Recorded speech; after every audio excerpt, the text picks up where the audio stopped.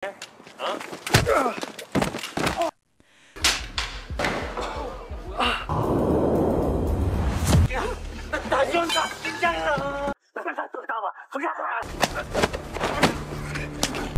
get it in rumble.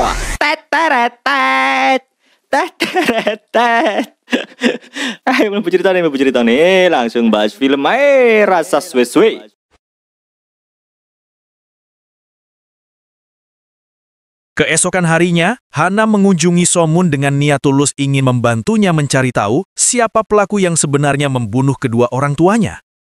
Mereka pun memanfaatkan kekuatan Hana untuk masuk ke dalam ingatan Somun lewat media yang memungkinkan pembacaan memori.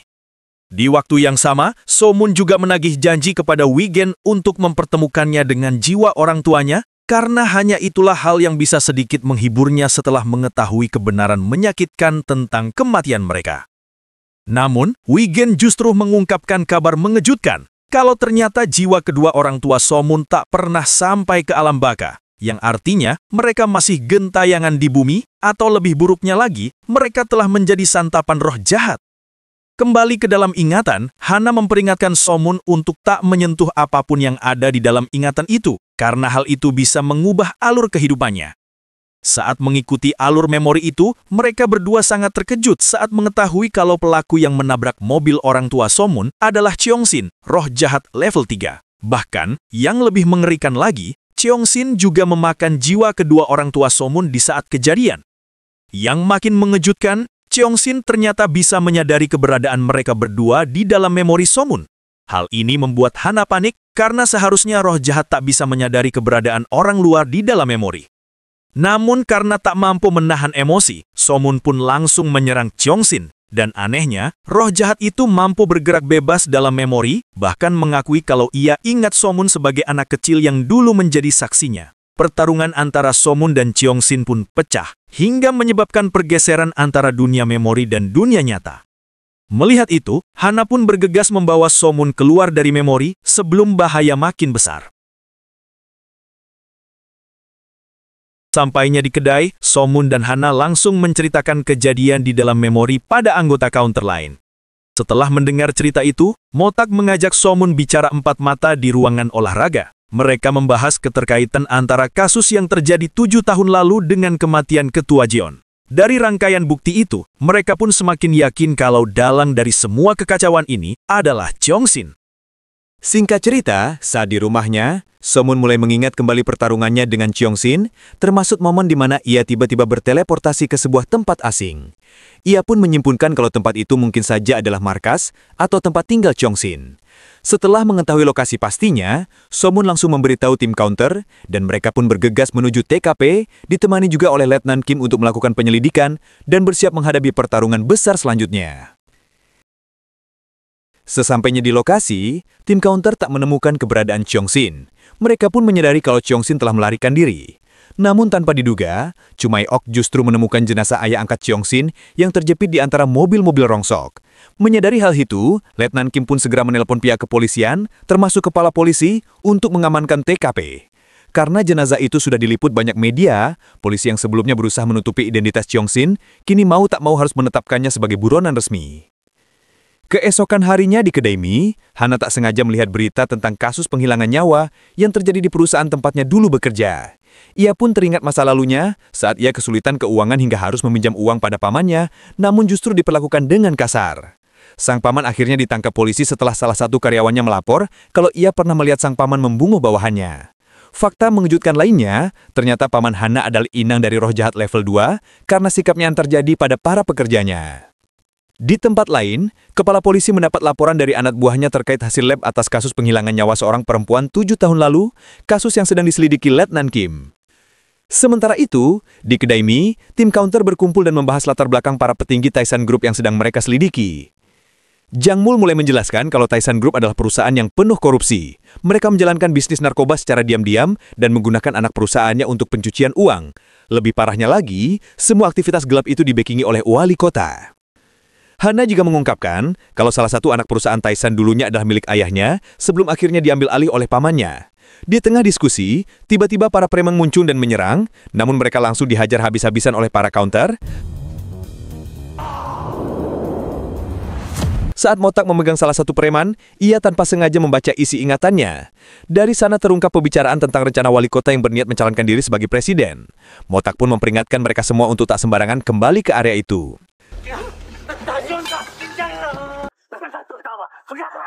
Setelahnya, mereka kembali ke kedai untuk melanjutkan diskusi. Motak mulai jelaskan kalau alasan dirinya dan ayah So Moon dulu diincar karena mereka mengetahui tentang saluran pembuangan rahasia yang bisa membuka akses ke aktivitas ilegal para elit korup itu. Itulah kenapa mereka memutuskan untuk menyelidiki saluran itu. Sementara itu, di tempat lain kepala polisi melaporkan semua perkembangan pada wali kota, ketua Taesan Group, dan juga eksekutif mereka. Ia juga memberitahu kalau Motak ternyata masih hidup dan aktif menyelidiki kasus itu. Mendengar itu, ketua Taesan pun marah besar dan menghajar sang eksekutif karena dianggap gagal menjalankan tugasnya. Namun tanpa diduga, adik dari sang eksekutif yang melihat kejadian itu merasa iba dan berinisiatif untuk membunuh Motak secara diam-diam. Ia pun menyuruh anak buahnya memasang pelacak di mobil Motak. Tak berhenti di situ, wali kota juga memerintahkan pihak kepolisian untuk segera membunuh Cheong-sin karena dinilai bisa merusak rencana besar mereka. Di tempat lain, Cheong-sin yang sedang melarikan diri justru tak sengaja bertemu dengan Hyuk-woo dan teman-temannya yang sedang jajan. Ia pun menyadari kalau Hyuk-woo mungkin bisa berguna di kemudian hari. Shin pun kembali ke tim counter. Saat ini mereka bergerak untuk menyelidiki saluran pembuangan yang sebelumnya sempat dibahas. Di tengah perjalanan, Hana merasakan kehadiran roh jahat yang sedang berusaha menghabisi seseorang. Dan ternyata, roh jahat itu adalah pamannya sendiri. Mereka pun segera mengejar untuk menghentikannya. Meski mobil mereka ditabrak berkali-kali oleh para preman, mereka berhasil selamat tanpa luka serius. Para preman pun akhirnya kabur karena ketakutan. Setelah itu, tim counter pun melanjutkan perjalanan ke taman tempat roh jahat itu berada. Saat tiba di lokasi, Hana berhasil menemukan roh jahat yang tengah memangsa korban, dan tanpa basa-basi ia pun langsung menghadapinya. Setelah pertarungan sengit, roh jahat itu berhasil dikalahkan. Hana dan So Moon pun mengeluarkan roh jahat dari tubuh inangnya, hingga jiwa korban yang sebelumnya terperangkap kini berhasil diselamatkan. Tak lama, muncul kenangan masa lalu saat korban melalui perjuangan yang begitu keras, hanya untuk mendapatkan pekerjaan, termasuk harus menggadaikan laptop untuk biaya kuliah. Cerita ini menunjukkan kalau para counter tak hanya menyelamatkan jiwa, tapi juga memberi keadilan bagi mereka yang telah berjuang di tengah kerasnya hidup. Setelah terbangun dari dunia roh, So Moon pun mendapati dirinya berada di sebuah lokasi dekat bar. Di sana, ia menemukan tali ID card yang digunakan untuk menghabisi korban. Tim counter pun segera mengambil ID card itu untuk dijadikan barang bukti, yang nantinya akan diserahkan ke pihak kepolisian agar kasus ini bisa diusut tuntas. Dan benar saja, saat keesokan harinya, si paman yang menjadi pelaku berhasil ditangkap di lapangan golf setelah sebelumnya selalu lolos karena kurangnya bukti dan bantuan orang dalam. Sementara itu, di kedai mie, Hana datang dengan membawa hasil foto-foto penyelidikan mereka tentang tempat pembuangan yang awalnya mereka kira digunakan untuk mengubur para korban. Namun ternyata, dugaan mereka salah, karena tempat itu berbeda dari yang mereka selidiki sebelumnya. Namun meski begitu, tim counter tetap mendapatkan hadiah dari Jangmul, yaitu sebuah mobil baru untuk menggantikan mobil lama mereka yang hancur. Jangmul juga memberitahu kalau mobil lama mereka sebelumnya sudah dipasangi GPS oleh para preman. Mendengar hal itu, Motak langsung menuju kantor Taesan Group untuk memberikan peringatan. Namun, rekan-rekan counter di alam baka memperingatkan Motak agar ia tak mencampuri urusan manusia secara langsung, karena hal itu bisa menyebabkan dirinya dihukum dan kembali dalam kondisi koma seperti sebelum menjadi counter. Meski begitu, Motak tetap bersikeras dan tak menghiraukan peringatan itu. Ia pun menemui salah satu eksekutif Taesan Group dan mengancam akan membongkar kasus penghilangan nyawa yang melibatkan grup itu, bahkan jika ia harus turun langsung dan membuka saluran pembuangan tempat kejahatan itu terjadi. Sang eksekutif pun menyadari kalau Motak belum tahu arti penting dari saluran pembuangan itu. Setelah Motak pergi, ia menyuruh adiknya untuk terus mengawasi pergerakan Motak dan membiarkannya pergi ke lokasi itu. Di sisi lain, wali kota secara resmi mengumumkan pencarian terhadap Cheong-sin melalui konferensi pers yang disiarkan secara luas oleh berbagai media. Sementara itu, So Moon yang melihat siaran TV tentang buronan Cheong-sin tiba-tiba menemukan angka-angka pada tiang listrik yang mirip dengan catatan milik mendiang ayahnya. Ia pun segera memberitahu Motak yang langsung meminta bantuan Letnan Kim untuk melacak lokasi tiang listrik itu. Setelah mendapatkan koordinat, mereka pun bergegas menuju TKP. Setibanya di sana, mereka dikejutkan oleh temuan yang tak terduga. Bukannya saluran pembuangan, yang mereka temukan adalah lahan luas yang dijadikan tempat pembuangan sampah ilegal dan bahkan mencemari sumber air utama kota. Di kantor polisi, kepala polisi membentuk tim khusus untuk menyelidiki kasus ini dan menunjuk Letnan Kim sebagai pemimpinnya. Di sisi lain, inang dari roh jahat level 3 yang sedang ditahan polisi tampak mengalami gangguan kejiwaan dan memiliki 2 kepribadian. Saat menyadari kalau ada roh jahat di dalam tubuhnya, ia berusaha melarikan diri saat akan dibawa ke penjara. Namun untungnya, pihak kepolisian berhasil menangkapnya kembali setelah menembakkan listrik ke arahnya. Singkat cerita, saat di rumah Somun, keluarga dan sahabat-sahabatnya kini sedang melakukan upacara peringatan kematian kedua orang tua Somun. Dan di saat yang bersamaan, Letnan Kim menerima laporan kalau seseorang yang dicurigai sebagai Chong-sin terlihat berada di sekitar rumah Somun. Dan benar saja, saat Somun kembali ke rumah setelah menaruh bunga di lokasi kecelakaan orang tuanya, tiba-tiba Chong-sin muncul di hadapannya dan berkata kalau semua ini baru permulaan, karena ia akan mengungkap kasus pembunuhan yang lebih besar lagi. Lanjut, Somun merasakan gejolak emosi yang luar biasa dalam dirinya. Karena itu, ia pun memperingatkan dirinya sendiri untuk tak gegabah. Namun tetap saja, sifat keras kepalanya itu muncul. Ia bersikeras ingin melawan Cheng Sun sendirian. Apalagi saat ia melihat wilayah khusus para kaunter muncul, rasa percaya dirinya pun semakin memuncak. Namun sayangnya, Cheng Sin berhasil membaca pikirannya. Ia pun langsung menyadari kekuatan wilayah khusus para kaunter. Dan tanpa membuang waktu lagi, Cheng Sin menarik Somun keluar dari wilayah itu dan langsung menghajarnya habis-habisan. Di sisi lain, Chumaeok merasakan dampak dari serangan brutal yang diterima Somun, membuat tubuhnya lemas dan terjatuh. Para roh penjaga pun segera memberitahu para kaunter lain agar segera membantu. Saat Cheng Sin hampir menghabisi Somun, Letnan Kim tiba-tiba datang dan melepaskan tembakan peringatan. Namun Cheng Sin dengan kemampuan telekinesisnya mampu merebut pistol dari Letnan Kim dan hendak menembaknya. Beruntungnya Motak datang tepat waktu dan berhasil membanting Cheng Sin, membuat sang roh jahat pun kabur dari tempat itu. Singkat cerita, saat melihat luka parah yang dialami Somun, Chumaeok pun mengeluarkan seluruh kekuatannya, hingga rambutnya berubah menjadi putih demi menyembuhkan Somun. Setelah proses penyembuhan selesai, mereka semua kembali ke kedai mie. Di sana, Motak menjelaskan pada Letnan Kim kalau sebenarnya Cheng Sin bukan manusia biasa, karena ia telah dirasuki oleh roh jahat. Ia juga memperkenalkan apa itu counter dan tugas mereka. Biasanya, setiap orang yang mengetahui identitas counter akan dihapus ingatannya. Namun kali ini Motak memutuskan untuk tak menghapus ingatan Letnan Kim. Sementara itu, kondisi Chumaeok mulai melemah karena telah menggunakan seluruh kekuatannya demi menyelamatkan Somun. Saat Somun mulai sadar dan melihat keadaan Chumaeok, ia pun merasa sangat menyesal karena tindakannya yang gegabah dan egois. Keesokan harinya, tim counter melakukan pengintaian ke area pembuangan limbah, dan tanpa sengaja, mereka bertemu dengan seorang pria yang ingin membakar tempat itu. Yang ternyata keluarganya telah menjadi korban pencemaran lingkungan akibat limbah beracun. Dalam perjalanan pulang, Motak mendapat kabar dari Letnan Kim kalau sampel darah yang mereka ambil dari TKP telah dicuri dari laboratorium forensik. Hal itu membuat tim counter merasa kalau aksi para penjahat sudah semakin keterlaluan dan tak bisa dibiarkan. Mereka pun mulai menyusun rencana untuk menyusup ke acara pengumuman pencalonan Presiden Pak Wali Kota yang akan dihadiri oleh media dan para petinggi kepolisian. Singkat cerita, hari pengumuman pun tiba. Tim counter berhasil menyusup dan mengganti video promosi Pak Wali Kota dengan tayangan yang memperlihatkan aktivitas ilegal pembuangan limbah oleh Tyson Group. Sementara di sisi lain, Pak Wali Kota terlihat sangat murka saat mendapat laporan kalau mega proyek yang direncanakan akan ditunda karena pemerintah pusat akan melakukan audit menyeluruh terhadap Tyson Group. Ia pun memerintahkan anak buahnya untuk segera menghabisi Motak dan seluruh anggota counter karena dianggap sebagai sumber kehancuran semua rencananya. Dan tanpa diduga, Cheng Sin yang selama ini dalam pelarian malah datang menemui Pak Wali Kota secara langsung. Sementara itu, tim counter kini terlihat sedang merayakan keberhasilan mereka dengan pesta makan daging. Namun tiba-tiba mereka dipanggil oleh Wigen untuk datang ke alam baka. Sesampainya di sana, mereka pun langsung dipertemukan dengan inspektur counter yang membacakan daftar pelanggaran mereka. Di sana, mereka mengatakan kalau para counter hanya diperbolehkan melanggar aturan maksimal 5 kali. Jika sudah mencapai batas tersebut, maka status mereka sebagai counter akan dicabut, dan mereka akan dikembalikan ke keadaan terburuk mereka masing-masing.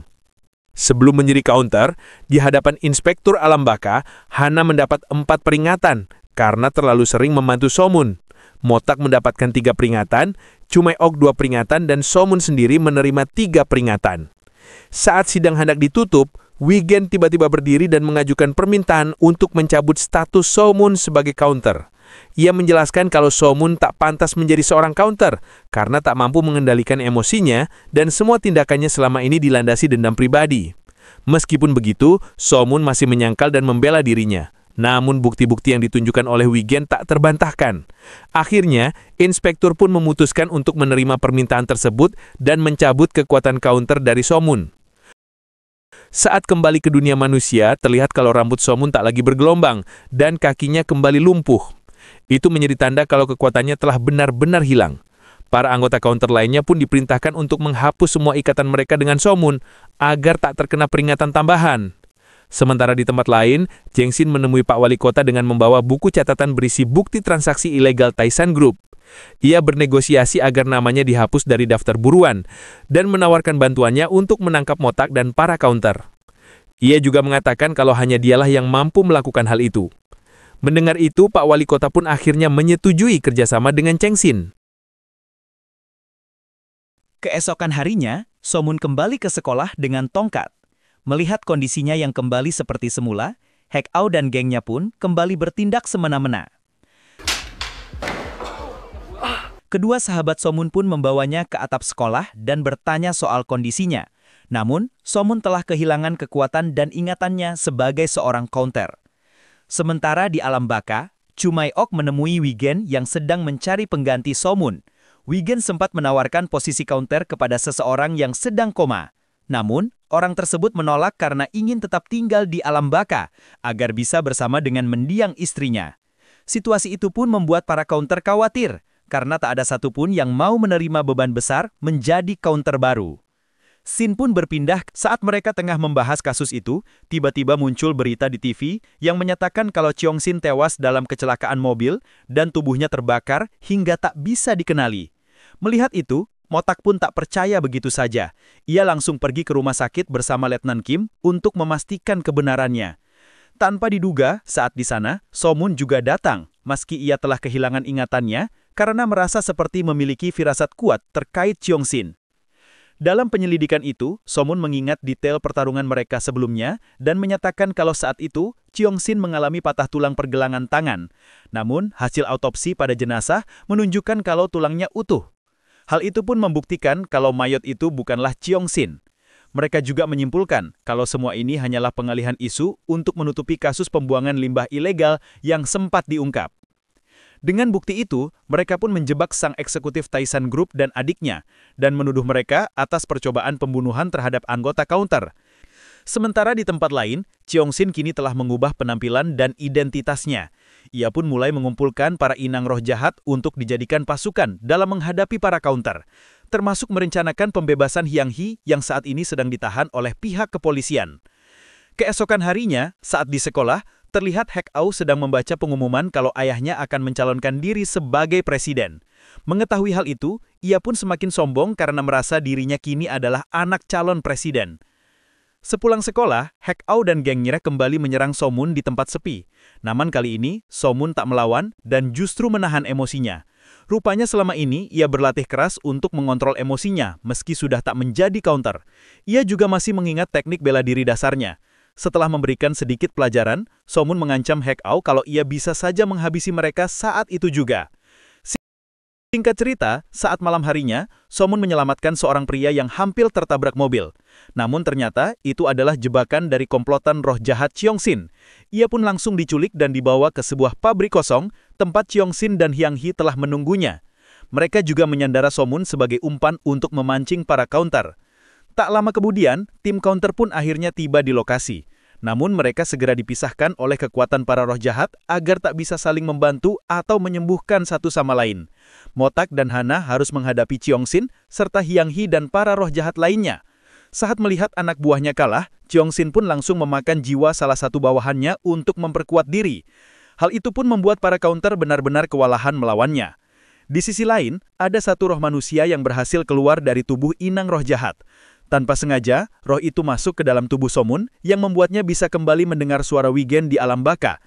Somun pun memohon kepada Wigen untuk memberinya kekuatan kembali demi menyelamatkan teman-temannya. Saat para counter sudah di ambang kekalahan, tiba-tiba Somun bangkit. Ia pun memanggil wilayah khusus counter dan memberikan kekuatan tambahan pada rekan-rekannya hingga mereka berhasil melarikan diri dari gudang.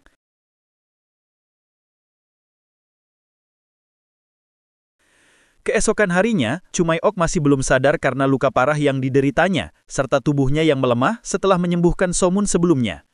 Hana lalu bercerita kalau ia sempat membaca pikiran Cheongsin dan mengetahui kalau dalang dari semua ini adalah Pak Wali Kota yang memerintah Cheongsin untuk memburu para counter. Sementara itu, Cheongsin bersama para anak buahnya terlihat sedang membagikan uang imbalan dari Pak Wali Kota. Cheongsin juga mengatakan niatnya yang ingin kabur ke luar negeri bersama Hyang Hee. Awalnya Hyang Hee menolak, namun karena takut dengan kekuatan Cheongsin, ia pun akhirnya menurut. Singkat cerita, saat di alam baka, Somun kembali dipanggil oleh Wigen, dan di sana ia pun bertemu dengan inspektur. Di sana, inspektur secara resmi mengembalikan kekuatan dan statusnya sebagai seorang counter.